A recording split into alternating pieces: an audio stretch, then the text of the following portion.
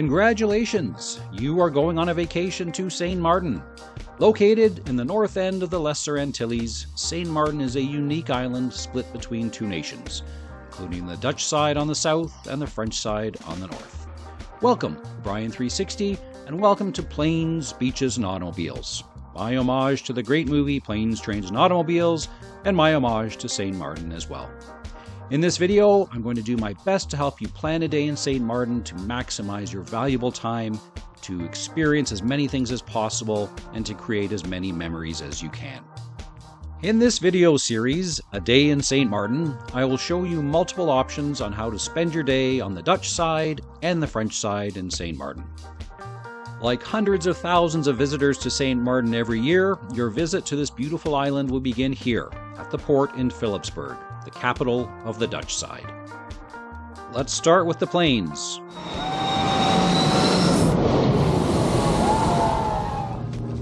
Then the beaches. Well, I guess there's an airplane there too. And then the automobiles. Well, I guess it's really just one. This is the drive back into Philipsburg. You can see a cruise ship docked in the distant right.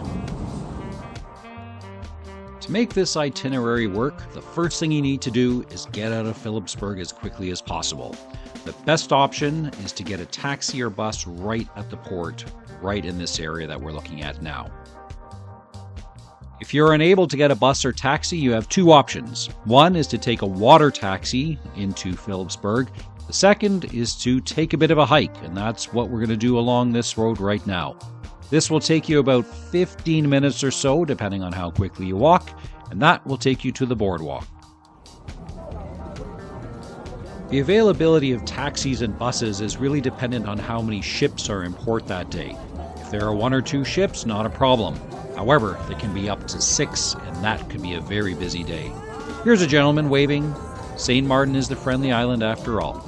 For example, on Christmas Day 2024, there are 6 ships that are going to be in port, containing 17,000 passengers. That is going to be a very busy day in Philipsburg and St. Martin. Check out the website cruisetimetables.com to see how many ships will be in port on the day that you arrive, to give you an idea of how busy it will be. After a nice 10-minute walk along the boardwalk, you will end up here, and this is also where the water taxi picks up and drops off its passengers. You will see 2 rows of trees right there. And that lineup, that's for the water taxi to take people back to their ship. So, walk through the 2 rows of trees, and that will take you to the courthouse, and that's where you will find a bunch of taxis and buses waiting to take you to our first destination, which is Mullet Bay Beach. This is a good place for the taxi or bus to drop you off after your excursion to see the beaches and plains. This is Front Street. Back Street is 1 street over, and this is where you do all the shopping. Front Street, Back Street, lots of restaurants, lots of shops, lots of things to see. The buses are minivans and the taxis are cars, so don't expect to see some giant bus that you might see in some downtown metropolis back in the US or Canada. But what we're looking at right now, the minivans, those are the buses. Ask the driver what the cost will be before you get on, just to avoid any surprises along the way. And we're off! Thanks to the magic of Google Earth, we are going to fly over Philipsburg on our way to Mullet Bay Beach. In the top right corner, there's a wonderful patch of green, and then there's a sharp line and just brown. That's some of the anomalies that you'll see with Google Earth and the satellite images that are used to stitch these things together. It's incredible technology. You get this beautiful green lush area that we're looking at now, but then you'll see some horrifically brown areas, and I don't think that's entirely accurate. Maybe taken at different times of the year and then stitched together. I don't know. Okay, we're going to make a quick stop along the way. To the right, we're looking at Simpson Bay, and that is the direction we'll be headed to get to the airport and the 2 beaches. This lookout point is just off the road, and if you're taking a taxi or maybe even a bus, you can ask the driver to pull over just for a minute so you can get out, take some pictures, and enjoy this wonderful view. And you can see the road cut into the side of the mountain. That's the road that you'll take to get to our destination and to return to Philipsburg.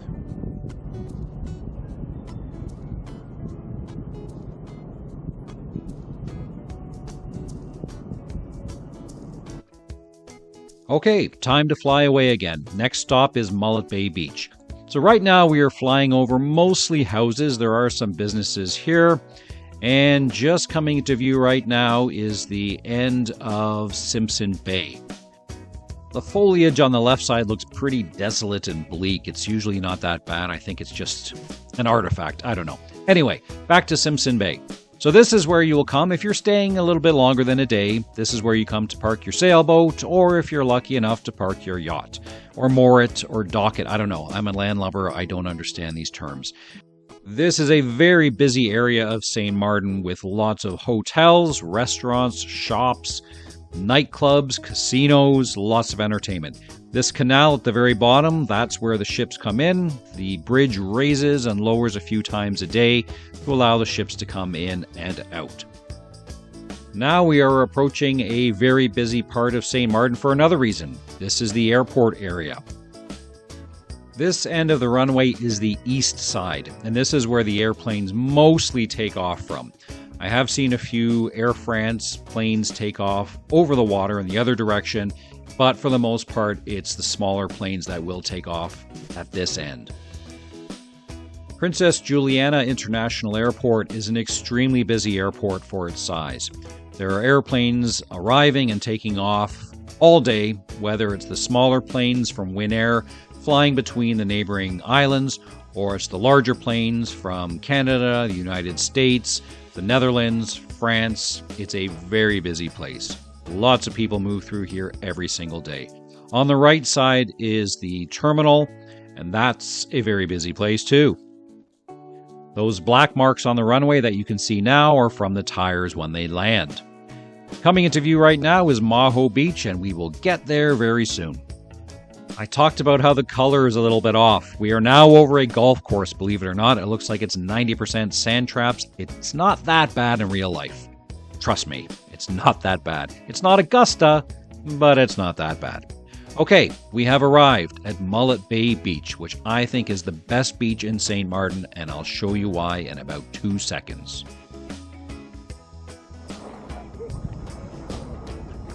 Welcome to Mullet Bay Beach. I assume it's named after the fish and not the hairstyle. Okay, I just want to point out, this is not a mullet. This is me in 1991. This was a glam rock awesome hairstyle, not a mullet. 50% hairspray, 100% awesome. I know it's 150%, but that's how awesome it was. It's not a mullet. Okay, back to the peaceful beach. Getting here early in the morning will allow you to spend a few hours on this beach and then still have plenty of time for other sightseeing. That's why I recommend getting here as soon as you can, getting out of Philipsburg as quickly as you can. I highly recommend renting an umbrella and 2 beach chairs right here. That'll cost you about $25. I highly recommend getting the umbrella. As you saw in that photo, I'm about half a shade darker than a vampire, and I spontaneously combust if I'm in the sun for too long. That's why I wear a hat, sunglasses, a beach shirt, and a bathing suit, of course, and then SPF 60 on top of that. The sun is brutal in St. Maarten, so take care, get that umbrella, and wear SPF 60. A lot of times when you get a beach that is beautiful sand, crystal clear water, it's usually devoid of wildlife.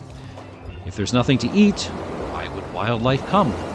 However, on the east side of the beach is where you'll find this rocky area on the left side of the screen that has coral, lots of different fish, lots of strange things that grow in the ocean, and it's excellent for snorkeling. So bring mask, fins, and snorkel, and you're set. Now, I must admit, the day I recorded this, the conditions were perfect for the beach. There was not a lot of wind and therefore not a lot of waves. We have been to Mullet Bay Beach at times when my children were younger, and we had to turn away because it was very wavy, not great for small kids. So check the weather before you start this itinerary, because Mullet Bay Beach might not be the best beach for you. It's usually excellent, but there can be days where the water is very rough and not suitable for kids.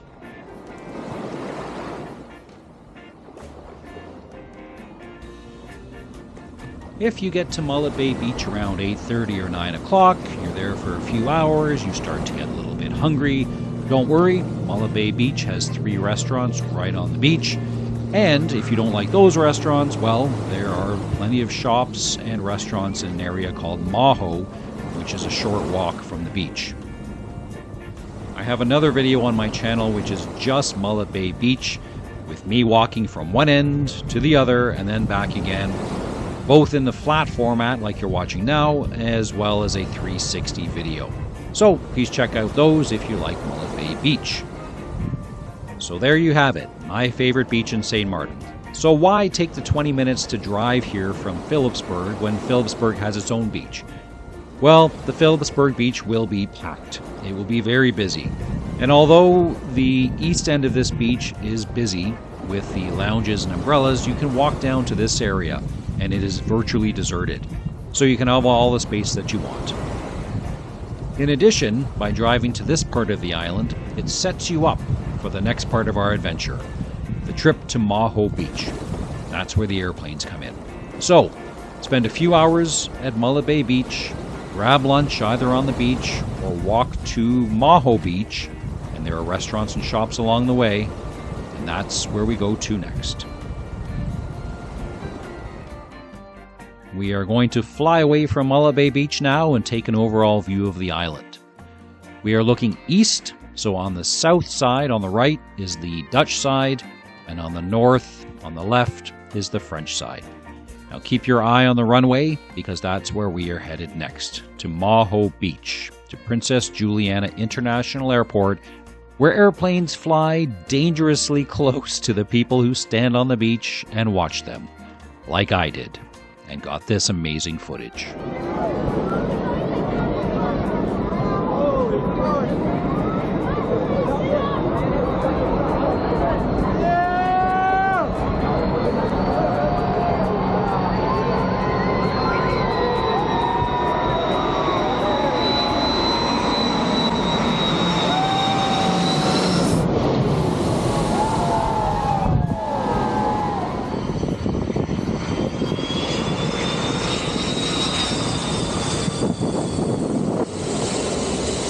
I don't know how many times I've watched these videos, but I love them every time.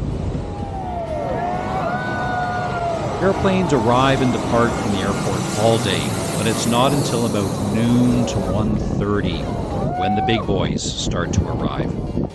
That's when you get your big planes from the United States, Canada, the Netherlands, and France.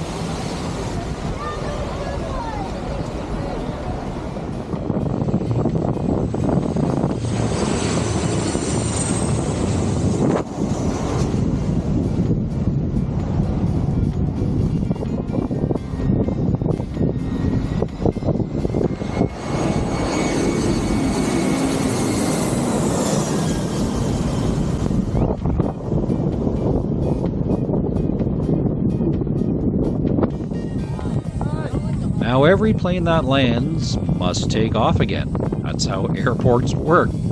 So you can stand in the same area where you watch the planes come in and watch them take off too. Now it is written on the rail, danger, warning, jet blast, do not stand here. Those warnings are valid. This was a kind of smaller plane, and it did get uncomfortably breezy, to say the least, when I stood here and watched the people in front of me. Those guys wearing shirts, that's not breeze from the ocean, that's jet blast. It gets a lot worse.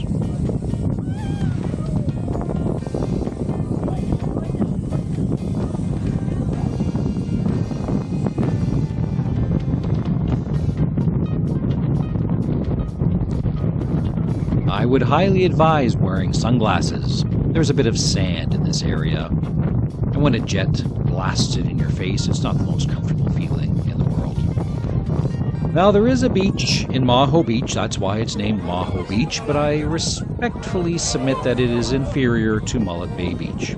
So go to Mullet Bay Beach, go in the water, enjoy the sand, then walk the 10 minutes over to Maho Beach and watch the airplanes arrive and depart. And that's a pretty cool way to spend your day in St. Martin. Now, around 2 o'clock, most of the big planes have arrived or departed for the day. You can check the itinerary on the Princess Juliana International Airport website. But around 2 o'clock, most of the action is done in Maho. So hop in your taxi or bus and head back to Philipsburg to spend the next few hours shopping or visiting some restaurants. Please support the local economy in Philipsburg. They took a big hit in 2017 when Hurricane Irma came through and devastated this country. And then, of course, in 2019, COVID came along and destroyed the tourism economy once again.